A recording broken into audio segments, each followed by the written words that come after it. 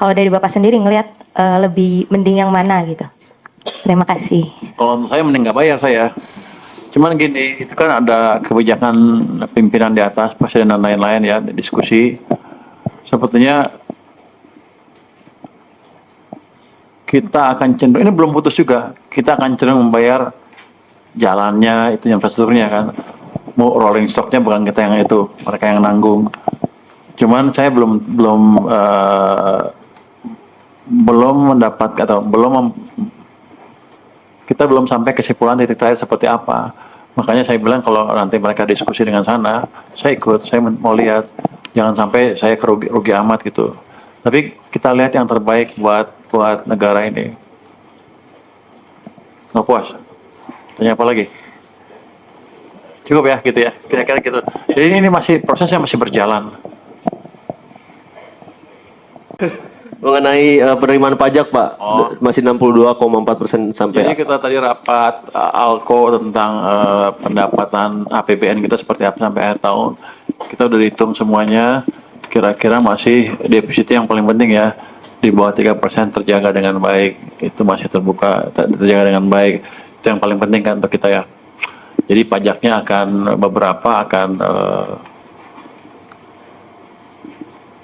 ada beberapa yang belum bayar pajak secara penuh, akan kita approach, kita datangin supaya mereka bayar pajak tepat waktu. Tadi juga ada beberapa ratus pengusaha yang belum bayar pajak tepat waktu, kita akan kirim surat cinta juga ke mereka supaya bayar tepat waktu. Jadi segala effort diarahkan untuk yang belum bayar pajak sesuai dengan aturan. Kalau yang single profile kenapa dijalankan ya tentunya supaya gampang ini, tapi itu sedang berjalan kan, belum akan berjalan waktu dekat kan, masih direncanakan, jadi masih proyek yang masih berjalan, tapi tujuannya supaya gampang. Begitu itu ya udah, Anda punya perusahaan di mana-mana ya ketahuan itu pajaknya seperti apa, combine tuh dalam satu ini yang kelihatan lah, satu identity yang kelihatan gitu. Nanti kalau korteknya udah lebih bagus dari sekarang juga itu bisa dilihat ya. Dan salah satu juga tadi meningkatkan kualitas atau meningkatkan penarikan pajak adalah dengan memperbaiki Cortex. Cortexnya sekarang udah lebih bagus dibanding sebelumnya. Saya Denny dari Media Konten, ada 3 pertanyaan Pak. Yang pertama soal update pengemplang pajak Pak. Yang dari 200 penunggak pajak itu realisasinya sekarang berapa ya Pak? Kemarin kan DJP menargetkan 20 triliun bisa tertagih ya Pak. Apakah ini bisa tertagih seluruhnya atau bagaimana Pak? Terus pertanyaan kedua Pak soal serapan belanja KL Pak. Apakah sampai sekarang ada KL yang masih serapan belanjanya rendah Pak? Terus untuk rencana realokasi ke anggaran MBG ini jadi atau enggak Pak? Terus pertanyaan ketiga soal CPNS Kemenkyu Pak. Bakal ngambil dari stan nggak atau enggak Pak? Terima kasih. Atau dari luar stan Pak? Ya, lu nanya 3, gua udah lupa 3-3-nya. Iya Pak, 3 itu aja Pak. Yang pertama apa tadi? Pengemplang pajak 200 penunggak pajak. Itu yang 200 orang itu ya kita kumpulkan terus, kan targetnya 50 T ya. Tapi itu kan nggak bisa langsung kan, ada yang dicicil segala macam. Sampai sekarang baru terkoleksi 8 triliun. Sebagian masih mau bayar cicilan, sebagian lagi masih dikejar. Tapi kita akan yang 50 T itu akan kekejar pelan-pelan ya. Tapi baru 8 sekarang kira-kira. Kedua apa tadi?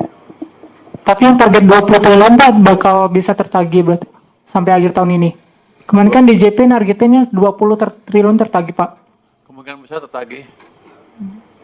Mereka jangan main-main sama kita. Apalagi yang kedua? Soal serapan belanja KL Pak. Serapan belanja KL sudah kita pelajari kan masih gerak nih. Cuman rata-rata masih sesuai dengan rencananya. Tapi ada juga beberapa yang sudah nyerah mengembalikan uang ke kita. Kita hitung-hitung ada 3,5 triliun yang dibalikin sampai dengan sekarang karena mereka nggak mampu belanjain. Itu kementerian apa ya Pak? Itu rahasia.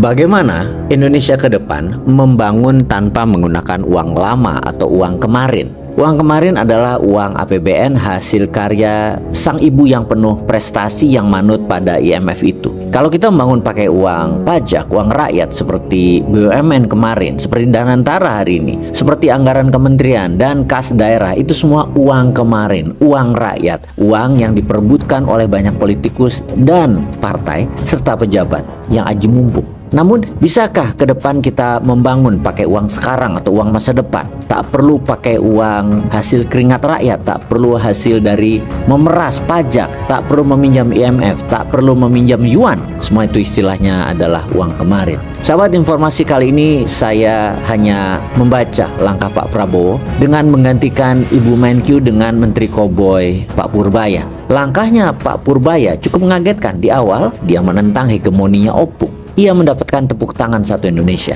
Langkah kedua adalah Purbaya melakukan easy money dengan memaksa kepala daerah membelanjakan uang di sektor produktif. Kemudian memindahkan BUMN ke badan sehingga tidak lagi di bawah kementerian. Sehingga hutang itu tidak ditanggung negara dan hanya langkah korporasi. Itu jenius bagi saya langkah Pak Prabowo tersebut. Dimana kemudian dari 1000 BUMN itu memang sebaiknya ditutup, di merger, mungkin sisakan 50 aja dalam waktu 2 tahun ke depan.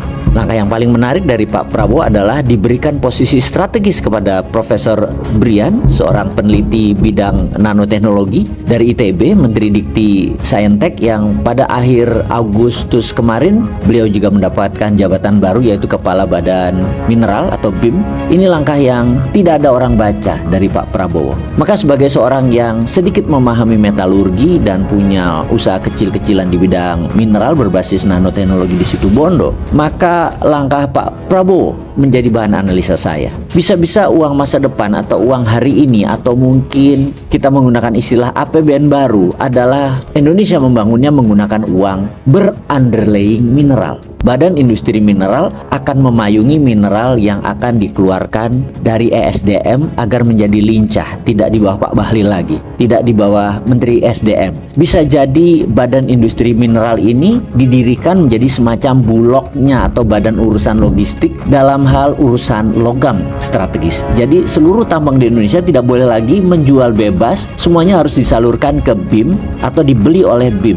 BIM akan menjadi penyangga mineral, yaitu Badan Industri Mineral ini menjadi penyangga mineral. Ketika badan itu menampung, maka BIM menjadi langkah awal sebagai metal bank atau tempat menyimpannya metal, seperti halnya Swiss Metal Bank. Kemudian aset BIM tadi bukan untuk komoditi jual beli, tapi menjadi underlying persiapan untuk budget non APBN untuk membangun proyek strategis nasional seperti membangun tanggul di utara Jawa, tol laut menyambung kepulauan seluruh wilayah Nusantara, membangun mini hidro dari seluruh dam atau bendungan di Indonesia untuk menjadi PLTA, membangun energi terbarukan, bukan listrik tetapi ke hidrogen. Indonesia itu kan raja air, raja mineral, raja laut, raja pulau, raja pupuk vulkanik, yang semua itu bisa membuat Indonesia jadi raja dunia, setidaknya di ASEAN awalnya dulu. Sahabat, bagaimana komentar sobat dengan langkah Pak Prabowo ini yang segera akan melakukan sebuah tindakan revolusi dengan proyek non APBN? Ditunggu komennya. Peace.